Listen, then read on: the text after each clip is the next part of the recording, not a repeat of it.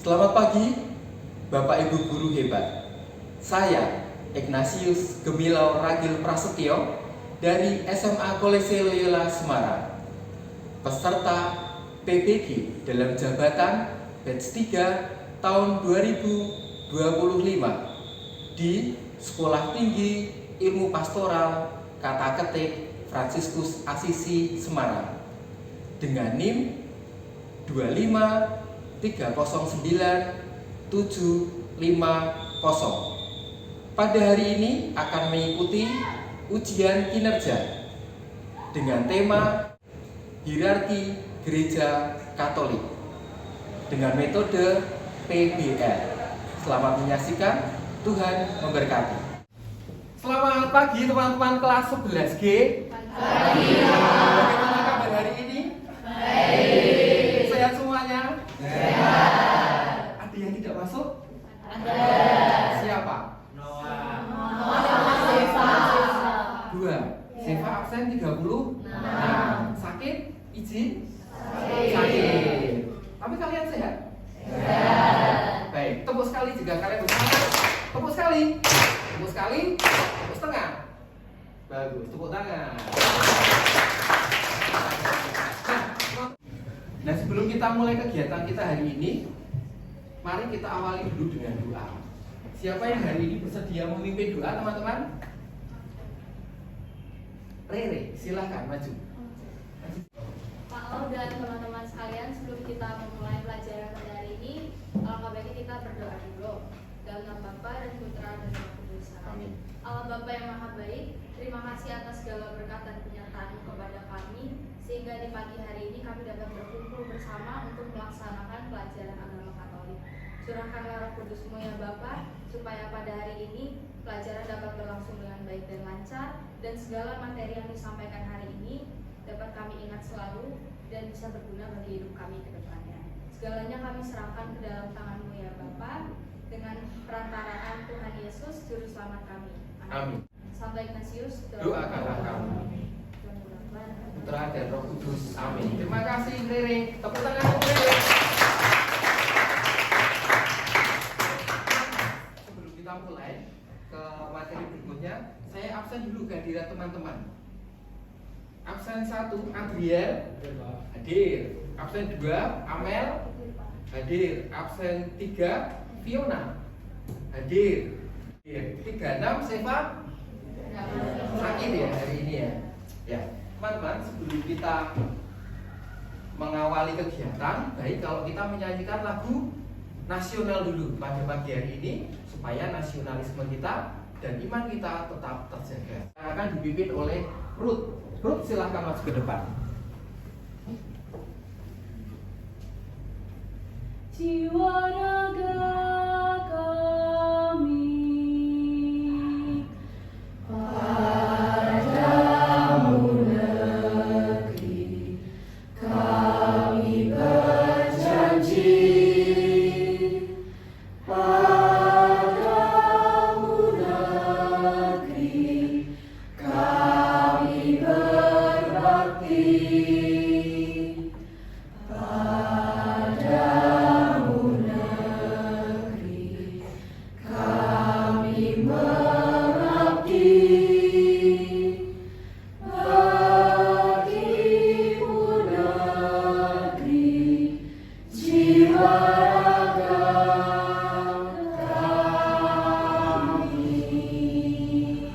Terima kasih, tepuk tangan untuk kita semua.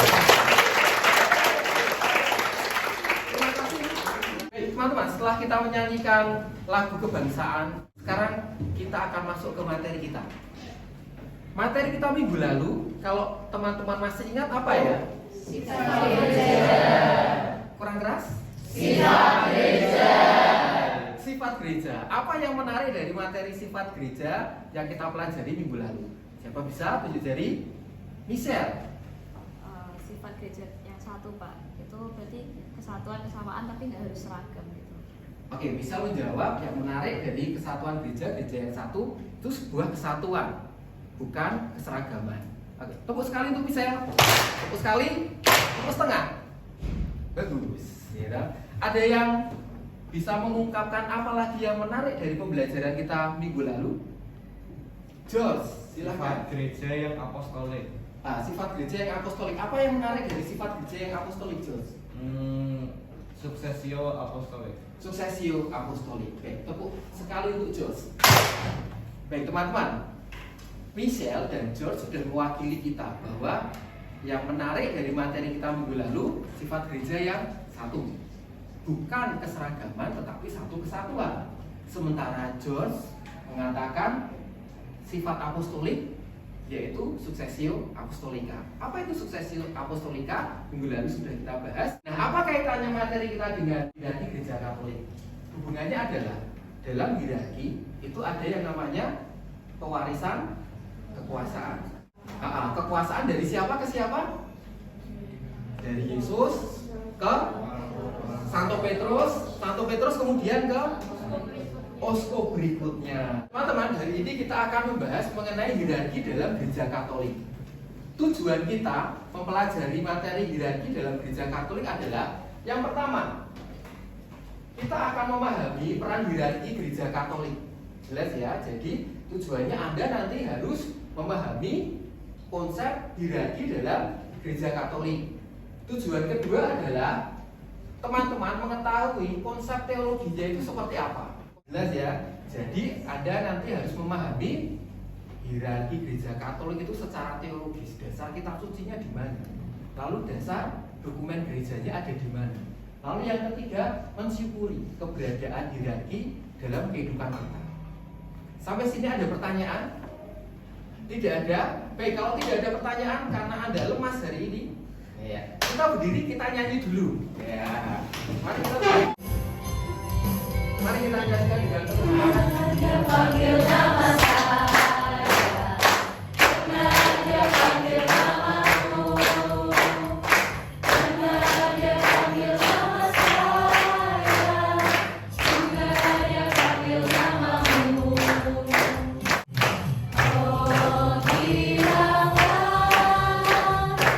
Oh bilanglah, Yesus kau cinta pada saya. Oh bilanglah.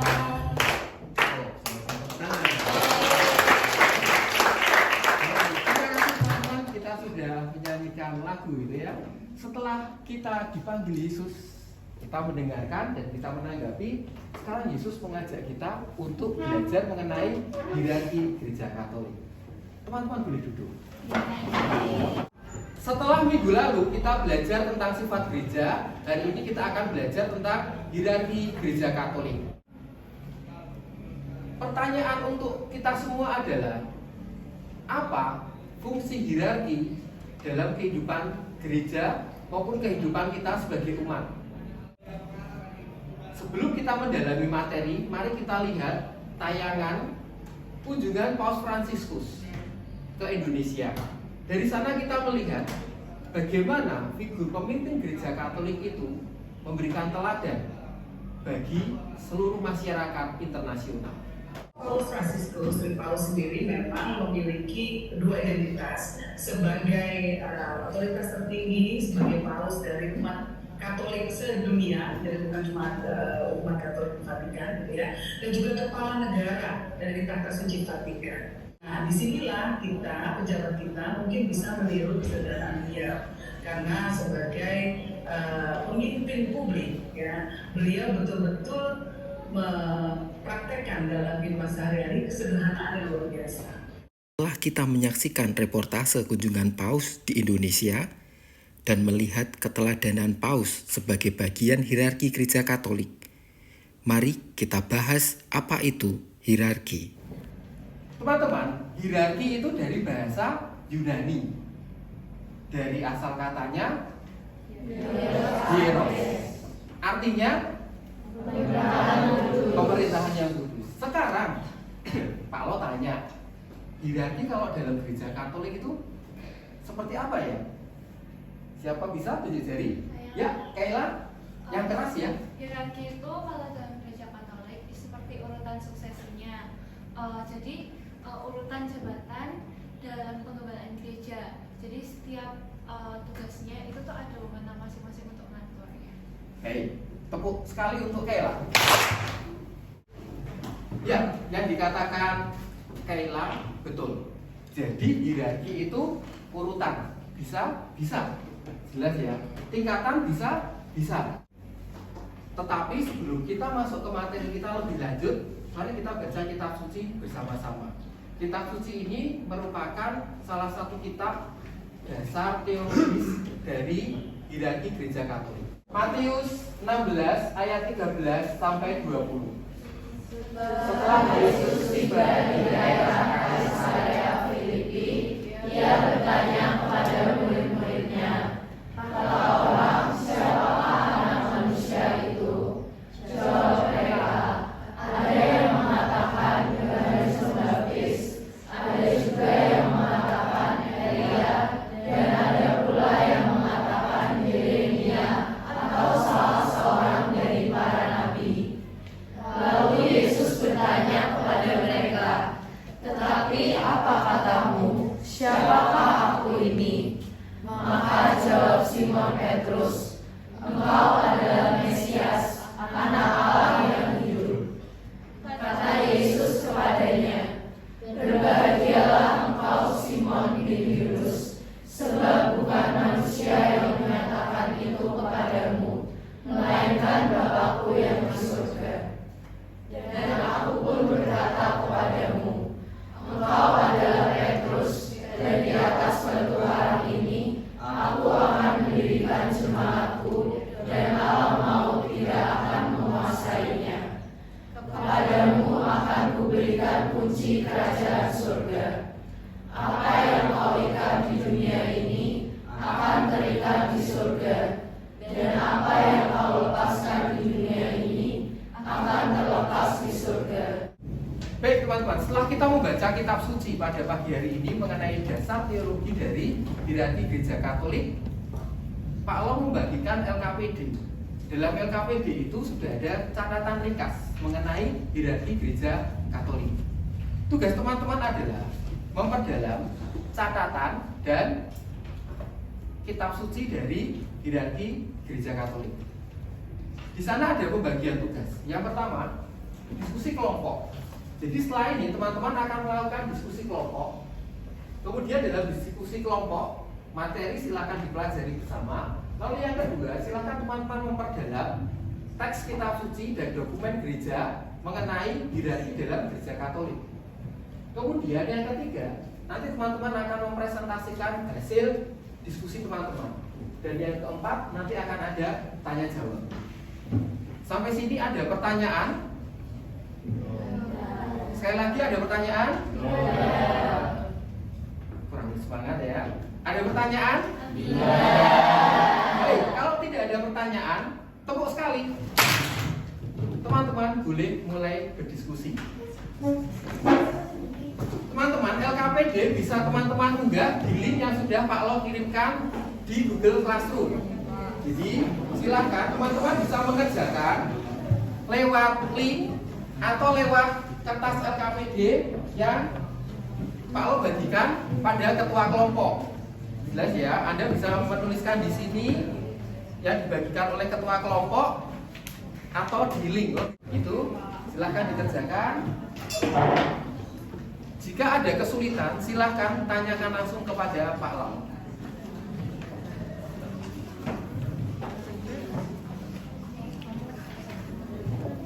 Bisa? Bisa lah. Ada kesulitan? Belum ketemu. Ya, belum ketemu. Oke.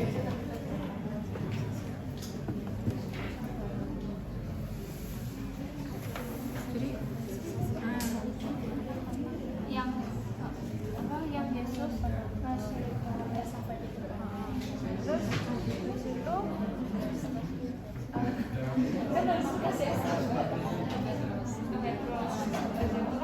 katanya yang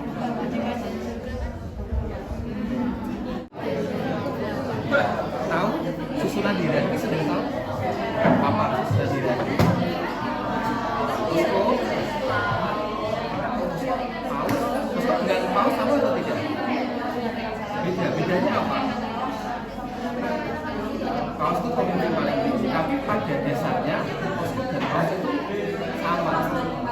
bedanya adalah Paus itu uskup Roma. Jelas ya, uskup Roma ini punya keistimewaan apa? Dia memimpin gereja seluruh dunia. Jelas ya, jadi pada intinya sama. Hanya keistimewaannya uskup Roma adalah dia seorang paus dan pemimpin gereja seluruh dunia. Jelas? Sekarang lanjutkan tugasnya. Sama-sama.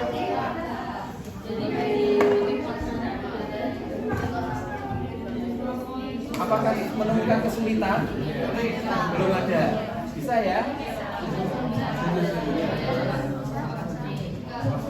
Dia lagi kerjain yang apa? Aku lagi kerjain yang nomor 3 sampai 1. Nomor 3. Oh, nomor 5. Yang apa? Yang itu kemanya loh. Apa usahanya? Ciri kepemimpinan hierarki itu ya. Nah, kalau kalian menuliskan di sini ada ciri birokratis juga. Kenapa menyebutkan itu? Kenapa? Alasannya kenapa kok ada unsur birokratis? Kamu kan yang mana nih habis belajar tuh? Ya, coba. Sudah ketemu?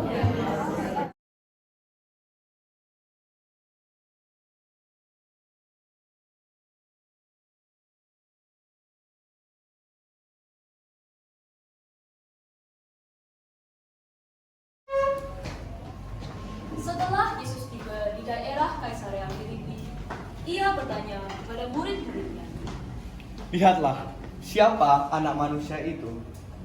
Ada yang mengatakan dia itu Yeremia. Ada yang mengatakan Yohanes Pembaptis.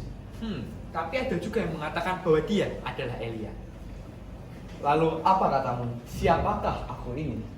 Engkaulah Yesus, Sang Mesias, Anak Allah yang hidup. Berbahagialah kau Simon bin Yunus, sebab yang mengatakan itu bukanlah manusia, melupakan Bapakku di surga. Dan aku berkata kepadamu, engkau adalah Petrus, dan di atas batu karang ini aku akan mendirikan jemaatku, dan alam maut pun tidak akan bisa menyingkirkan. Kepadamu kuberikan kunci kerajaan surga. Apa yang kau ikat di dunia ini akan terikat di surga. Lalu Yesus melarang murid-muridnya supaya jangan memberitahukan kepada siapapun bahwa ia Mesias. Setelah kita menyaksikan visualisasi drama dari kelompok Jos dan kawan-kawan, sekarang kita akan melihat dari struktur drama tersebut, kita bisa melihat bahwa Yesus itu mewariskan hierarki kepemimpinan dalam gereja. Seperti apa warisan hierarki kepemimpinan gereja itu yang sampai hari ini kita ikuti. Kelompok berikutnya yang akan menjelaskan kelompoknya Clara dan Joyce. Silakan perwakilan kelompok Clara dan Joyce untuk menjelaskan. Oke, baik teman-teman, setelah kita melihat tadi drama dari teman-teman kita, sekarang saya akan menjelaskan mengenai hierarki gereja Katolik atau klerus. Klerus itu adalah kaum yang tertabis. Nah, next. Oke, jadi untuk tingkatannya ada 3 tingkatan dalam hierarki gereja Katolik, yaitu uskup, imam, dan diakon. Pertama, tingkatan paling tinggi adalah uskup atau pengganti para rasul. Yang kita kenal atau Paus Leo sekarang itu juga disebut sebagai uskup Roma. Nah, selanjutnya ada imam. Dan jadi imam ini merupakan tingkatan yang kedua, di mana ia tuh merupakan membantu dari tugas para uskup. Misal kalau kita gereja, misa, itu kita selalu dibantu oleh romo, imam. Dan selanjutnya ada tingkatan yang ketiga, yaitu adalah diakon. Dan jadi diakon ini merupakan tapisan rendah. Jadi dia bertugas untuk membantu imam dalam pelayanan sakramentalis dalam gereja. Sekian presentasi dari kelompok kami. Terima kasih. Oke, tepuk tangan. Terima kasih. Teman-teman, setelah kita mendengarkan penjelasan dari Clara dan Joyce mengenai struktur hierarki dalam gereja Katolik, khususnya struktur klerus, berikutnya kita akan melihat bagaimana para klerus ini ternyata sudah ditetapkan sejak awal dalam kitab suci. Mari silakan Juana dengan Rere menjelaskan konsep atau dasar teologis dari kepemimpinan hierarki dalam gereja Katolik. Oke, baik teman-teman, jadi kita bakal baca dasar kitab sucinya. Ada 4 ayat yang berasal dari Markus 10 ayat 42 sampai 45. Ayat kita baca bareng-bareng dari ayat 42. Tetapi Yesus memanggil mereka lalu berkata, "Kamu tahu bahwa mereka yang disebut pemerintah bangsa-bangsa memerintah rakyatnya dengan tangan besi, dan pembesar-pembesarnya menjalankan kuasanya dengan keras atas mereka. Tidaklah demikian di antara kamu. Barang siapa ingin menjadi besar di antara kamu, hendaklah ia menjadi pelayanmu. Karena Anak Manusia juga datang bukan untuk dilayani, melainkan untuk melayani dan untuk memberikan nyawanya menjadi tebusan bagi banyak orang." Nah, inti dari 4 ayat ini itu kita sebagai manusia, kita tuh diajak untuk mau melayani sesama seperti Tuhan Yesus juga mau melayani kita. Terus lanjutannya ada dasar dokumen gereja. Jadi yang pertama itu ada dari Lumen Gentium 28 dan juga ada dari Lumen Gentium 20. Mungkin kita bisa baca bareng-bareng yuk yang dari yang pertama. Oleh karena itu, pelayanan gereja ini yang dipimpin oleh Tuhan dilaksanakan dalam berbagai tingkatan oleh mereka yang sejak semula disebut sebagai uskup, imam, dan diakon. Nah, ini tuh seperti yang udah dijelaskan tadi oleh kelompoknya Clara, kalau memang pelayanan di gereja Katolik itu memang dibagi 3, yaitu yang tertinggi uskup, lalu ada imam, baru diakon. Nah, itu seperti yang tadi sudah dijelaskan oleh kelompok Joyce dan Clara. Nah, uskup itu juga bisa disebut sebagai penerusnya Santo Petrus. Demikian presentasi dari kelompok kami. Apakah ada pertanyaan? Silakan Alexa. Nama aku Alexa, nomor prasencia 13. Jadi aku mau tanya, harusnya kan gereja Katolik itu melayani, tapi kenapa waktu abad pertengahan itu malah bersifat birokratis dan politis? Kayak contohnya itu menjual surat pengakuan dosa. Baik, terima kasih Alexa atas pertanyaan yang telah diberikan. Nah, ini pertanyaannya Alexa sangat kritis ya teman-teman. Mungkin ada yang ingin berpendapat soal pertanyaan Alexa. Oke, Dion, silakan. Perkenalkan, saya Dion dari kelas 11G, nomor presensi 27. Ya, memang betul. Terutama di saat pemerintahan Kaisar Konstantin, memang ada birokrasi atau wewenang yang diberikan kepada uskup untuk bisa menjalankan tugasnya. Tapi, pada saat yang bersamaan juga dan bahkan sampai saat ini, sudah banyak orang-orang Katolik yang bersedia melayani kepada Kristus. Seperti halnya hamba melayani tuannya, mereka itu bekerja dengan sepenuh hati, memenuhi job desk yang sudah mereka apply, dan mereka itu bekerja tanpa pamrih. Jadi di sini memang ada kinerja dari orang-orang yang memang punya bagian, dan mereka itu sifatnya itu sukarela. Bukan seperti yang Alexa bilang ada birokrasi-birokrasi. Birokrasi-birokrasi hanya ada pada era-era terdahulu, dan sifatnya itu sangat minim apabila kita bandingkan dengan hamba-hamba Katolik yang telah bekerja sepenuh hati dalam memberikan pelayanan kepada Kristus. Terima kasih. Baik, terima kasih sekali Dion atas jawaban yang diberikan. Memang benar sekali jawaban dari Dion ini bahwa kepemimpinan itu membutuhkan otoritas, di sisi lain juga membutuhkan adanya pelayanan. Ayo kita apresiasi sekali lagi untuk Dion atas jawaban yang telah diberikan. Teman-teman, setelah kita mempelajari hierarki dalam gereja Katolik, sekarang pertanyaan untuk Pak Lo sederhana. Apa yang teman-teman dapatkan dari materi hierarki gereja Katolik? Hendrika, silakan. Jadi Pak Lau dan teman-teman, dari pelajaran hari ini saya mendapatkan bahwa dalam gereja Katolik sebenarnya kepemimpinan adalah sebuah pelayanan. Oke, terima kasih. Tepuk sekali untuk Hendrika. Berikutnya ada yang mau memberikan link. Ya. Jadi Pak Lau dan teman-teman, yang saya dapatkan hari ini itu adalah bahwa kepemimpinan di Katolik sendiri itu ditetapkan oleh Yesus Kristus sendiri. Baik, terima kasih. Tepuk tangan untuk Lingling. Nah, setelah kita memahami materi hierarki, mari kita renungkan sebentar. Teman-teman merenung sebentar. Apa yang bisa Anda pelajari dari kitab suci pada pagi hari ini? Nah, setelah kita memahami materi hierarki, sekarang siapa yang akan sharing, bersedia sharing penerapan bagaimana kepemimpinan yang melayani ini diterapkan dalam kehidupan sehari-hari. Di sini, saya selaku ketua kelas sudah menerapkan salah satu contoh pelayanan di dalam lingkup saya sendiri. Karena sebagai ketua kelas, saya sama sekali tidak mendapatkan bayaran dari segi material seperti uang. Namun di sini, saya yang memiliki kapabilitas dalam hal memanage orang lain. Saya rasa saya dapat melayani teman-teman di dalam kelas ini supaya dapat menjalankan segala sesuatu dengan lebih baik, dapat melancarkan segala aktivitas yang dilakukan. Bentuk pelayanan saya terhadap sesama yang lain. Terima kasih. Tepuk tangan untuk beliau. Ya. Teman-teman, beliau sudah memberikan testimoni, sharing tentang bagaimana dia sebagai ketua kelas memberikan pelayanan kepada teman-temannya. Berikutnya, siapa yang akan memberikan testimoni lagi berupa karya seni? Ada yang bersedia?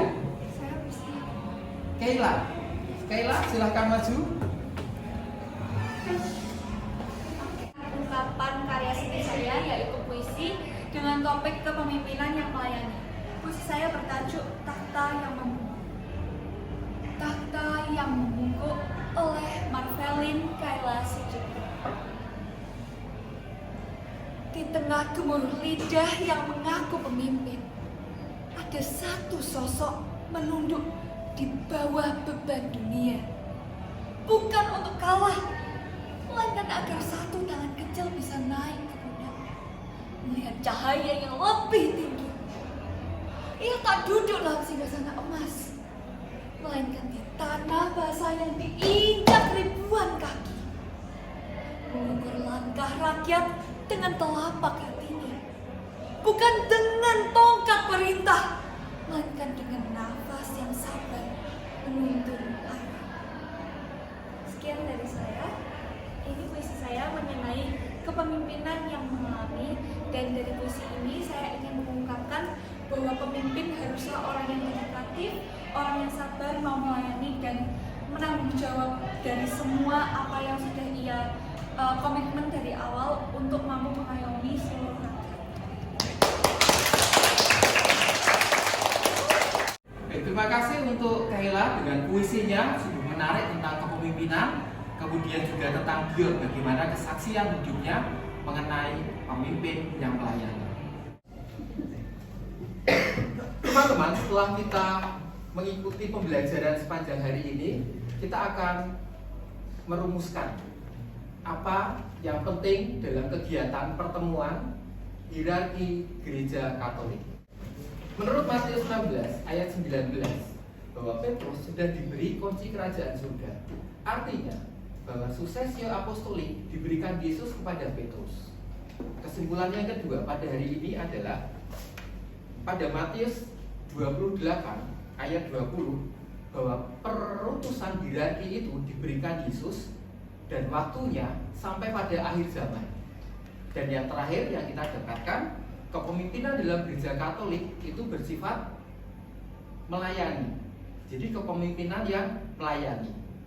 Hal tersebut dapat kita lihat dalam Injil Markus 10 ayat 42 sampai 45. Jadi sebagai pengikut Kristus, mari kita memberikan pelayanan sebaik-baiknya pada orang-orang di sekitar kita. Karena pelayanan kita adalah kepemimpinan yang diwariskan Yesus kepada kita. Teman-teman, sebelum kita mengakhiri kegiatan kita, mari kita tutup dengan doa. Rere, silahkan maju memimpin doa. Teman-teman, marilah kita berdoa. Dalam nama Bapa dan Putra dan Roh Kudus. Allah Bapa yang Maha Baik, terima kasih atas segala berkat dan penyertaan-Mu sehingga pelajaran agama pada hari ini dapat berjalan dengan baik dan lancar sesuai dengan kehendak. Berkatilah kami ya Tuhan, supaya apa yang telah diajarkan hari ini dapat meresap dalam ingatan kami, sehingga semuanya itu dapat berguna bagi kehidupan kami ke depan. Sancta Ignatius, doakan kami. Dalam nama Bapa dan Putra dan Roh Kudus. Baik, terima kasih. Sampai jumpa minggu depan. Tepuk tangan.